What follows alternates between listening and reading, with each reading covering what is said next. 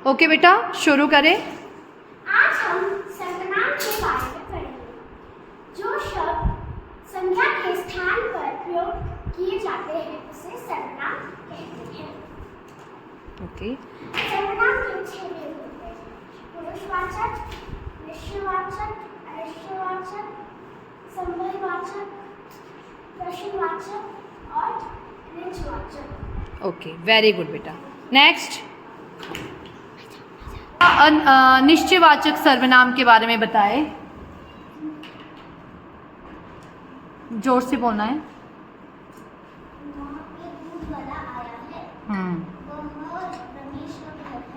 Very good, ठीक है। एक और एग्जाम्पल। Good, very good. चलो नेक्स्ट, सरस आप मुझे बताइए प्रश्नवाचक के बारे में। इसका कोई उदाहरण है ना?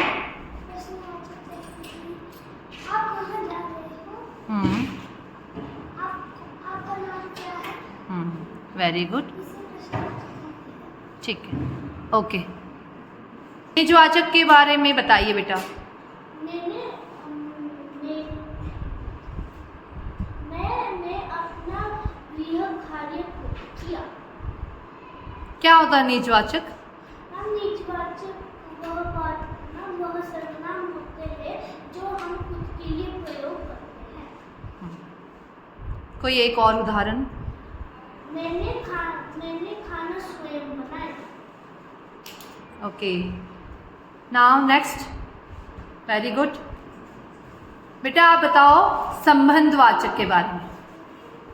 संबंधवाचक जो सर्वनाम जिनमें शब्दों का संबंध होता है उन्हें संबंधवाचक सर्वनाम कहते हैं।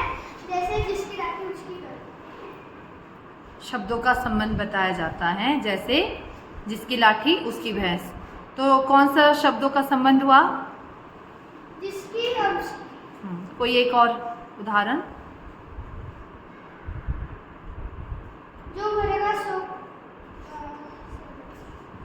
जो पढ़ेगा सो पास हो जाएगा, है? बोलो। जो पढ़ेगा सो भरेगा। हाँ, जो करेगा सो भरेगा। जैसी करनी वैसी भरनी, जिसकी लाठी उसकी भैंस, और जैसे को तैसा। जो बोएगा सो पाएगा। चलो आप निजवाचक के बारे में मुझे बताइए। निजवाचक वह सर्वनाम होते हैं जिसमें आप अपने लिए शब्दों का प्रयोग करते हैं। जैसे मैंने अपना गृह कार्य स्वयं किया। मैंने अपने घर की सफाई खुद की। Very good. नेक्स्ट, आप मुझे बताइए सर्वनाम क्या होते हैं? जिन शब्दों का प्रयोग संज्ञा के स्थान पर किया जाता है उन्हें सर्वनाम कहते हैं। सर्वनाम के अनिश्चयवाचक के बारे में मुझे बताइए। अनिश्चयवाचक वो होता है जिसके बारे में हमें कुछ पूरा पता नहीं होता। जैसे वाक्य? जैसे कि कोई बाहर खड़ा है, ऊपर छत पे कोई चल रहा है, दाल में कुछ काला है, तो कोई कुछ, है ना? Very good. नेक्स्ट।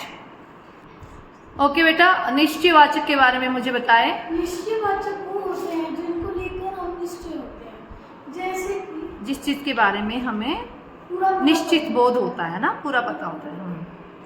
जैसे कि दरवाजे पर दूध वाला आया है। रमेश अपने दोस्तों के साथ खेलने गया है। नेक्स्ट, पुरुषवाचक सर्वनाम के कितने भेद होते हैं? पुरुषवाचक सर्वनाम के 3 भेद होते हैं। पहला कौन सा होता है? उत्तम पुरुष, दूसरा, मध्यम पुरुष, तीसरा, अन्य पुरुष। Very good. नेक्स्ट। अच्छा बेटा, मुझे आप उत्तम पुरुष का कोई 2 वाक्य बताएं।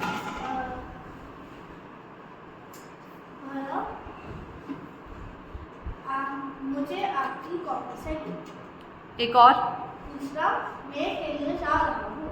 Very good. नेक्स्ट। सर्वनाम। सर्वनाम समझ में आ गया? यस।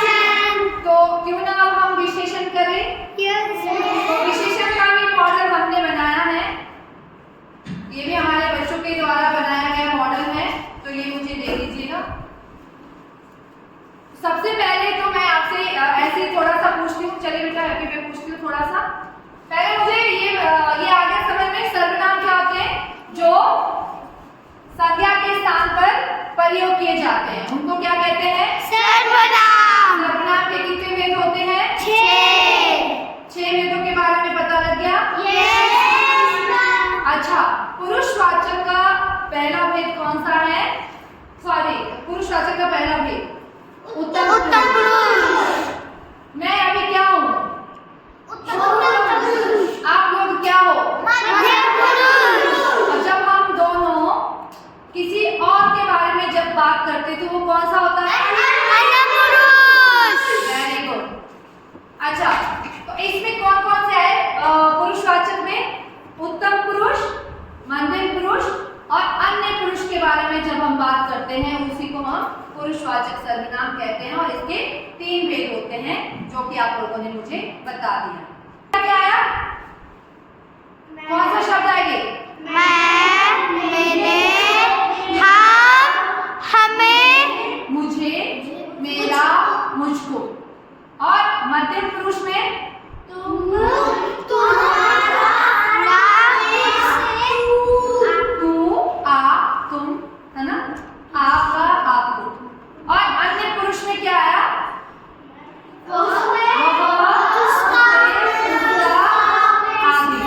ठीक है, आया समझ में? यस। और अनिश्चयवाचक, जब हम निश्चित व्यक्ति वस्तु का बोध होता है